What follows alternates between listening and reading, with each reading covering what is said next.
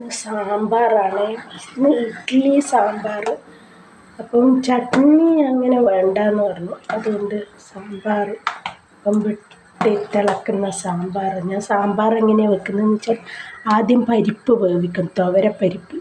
എന്നിട്ട് പിന്നെ കഷ്ണങ്ങൾ എല്ലാം വെണ്ടയ്ക്കും മുരിങ്ങാക്കോലും ഒഴികെ ബാക്കി എല്ലാ കഷ്ണങ്ങളും ഇട്ട് ഉപ്പും ലേശം മുളക് പൊടിയും കായവും എല്ലാം ഇട്ട് വേവിക്കും. അത് കഴിഞ്ഞ് മുരിങ്ങാക്കോലെല്ലാം ഇട്ട് പിന്നെ നല്ലോണം മല്ലിപ്പൊടി, ഞാൻ പൊടിച്ച് വെച്ച സാമ്പാർ പൊടി, പിന്നെ കായപ്പൊടി എല്ലാം കൂടി ഇട്ട് മൂപ്പിച്ച് ലേശം വെളുത്തുള്ളി എണ്ണയിൽ മൂപ്പിക്കണം.